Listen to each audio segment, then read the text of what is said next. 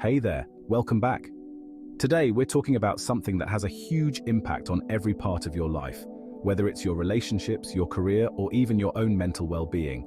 We're diving deep into emotional maturity. So, what does it mean to be emotionally mature? And how can you develop this crucial skill? Emotional maturity is about being able to manage your feelings in nearly any situation. It's not about suppressing your emotions. It's about understanding and controlling them so that they don't control you. But here's the thing. Emotional maturity isn't something you're born with. It's something you develop. If you want to have stronger relationships, better communication skills, and more peace of mind, emotional maturity is a must. So, let's break down how you can develop this skill in your own life.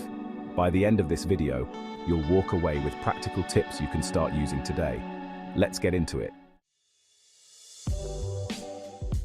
First, let's start with what emotional maturity actually means. Someone who's emotionally mature doesn't let their emotions drive every decision they make. Instead, they can pause, reflect, and respond in ways that are thoughtful and productive. You've probably seen this in someone you admire. They're the ones who stay calm when things get heated, or they're the friend you turn to when you need advice because they just seem to get it. Being emotionally mature means you have self-awareness, empathy for others, and the ability to de-escalate conflicts. Let's unpack each of these areas. Self-awareness is where emotional maturity starts. Without it, you can't understand how your emotions are affecting you or the people around you. Self-awareness means you can identify what you're feeling and why you're feeling it. This is crucial for managing your emotions, because if you don't understand them, they'll take over. Here's a quick exercise for you. The next time you're feeling overwhelmed, frustrated, or even really excited, pause and ask yourself, what am I feeling right now?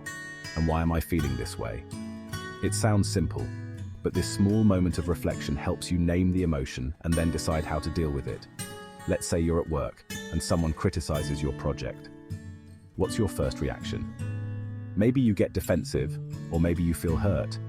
But instead of reacting on impulse, you can pause, become aware of that feeling, and decide to respond in a way that moves the conversation forward rather than escalating tension.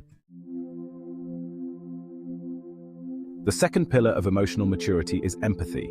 Empathy allows you to connect with other people's emotions and understand their perspective. This is essential for maintaining healthy relationships, whether with friends, family, or co-workers.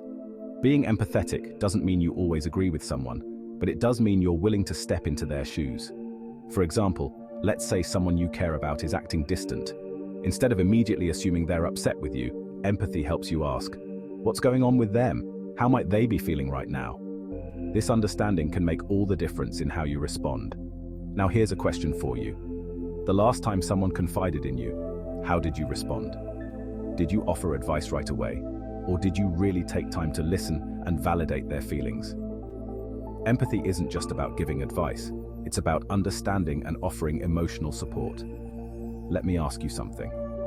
Have you ever been in a situation where you reacted too quickly out of emotion? Maybe you said something you didn't mean, and it ended up hurting someone you care about. I know I've been there. That's the thing about emotional maturity. When we don't take the time to pause, reflect, and understand both ourselves and the other person, things can go wrong fast. We've all been there. We've all had those moments we wish we could take back. Maybe it's an argument with a loved one, or maybe it's a missed opportunity to be kind when someone needed it most. Emotional maturity gives you the tools to avoid those regrets. It helps you be the person who others can trust, who can stay calm even when emotions run high.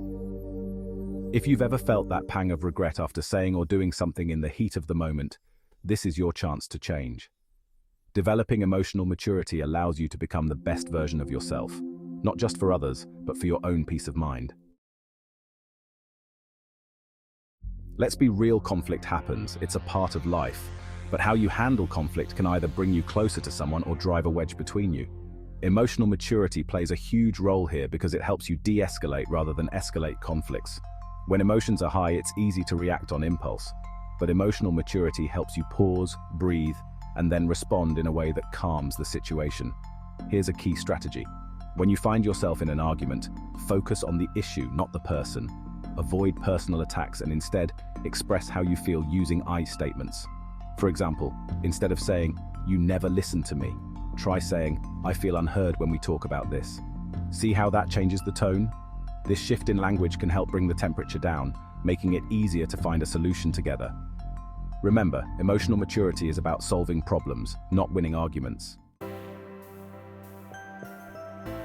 The final piece of emotional maturity is taking responsibility for your emotions. This means not blaming others for how you feel or react. When you take responsibility, you realize that you have the power to choose your response in any situation. No one else controls your emotions but you. Think of it like this. Someone cuts you off in traffic. You can't control what they did, but you can control how you react. You can choose to get angry, or you can choose to let it go and focus on what really matters in your day. Taking responsibility for your emotions puts you back in the driver's seat of your own life. So why should you care about developing emotional maturity? Well, when you're emotionally mature, your relationships improve, you experience less stress, and you're able to bounce back from setbacks more easily. People will trust you more because they know you can handle tough situations without letting your emotions get the best of you. Emotionally mature people are often the ones others turn to for advice and support because they know how to stay grounded and respond with empathy and clarity. Emotional maturity isn't something that happens overnight. It's a lifelong process. But with self-awareness, empathy, conflict resolution skills, and taking responsibility for your emotions, you'll find that navigating life's challenges becomes a lot easier. Thanks for watching. If you're ready to start developing emotional maturity, I encourage you to try the exercises we talked about today.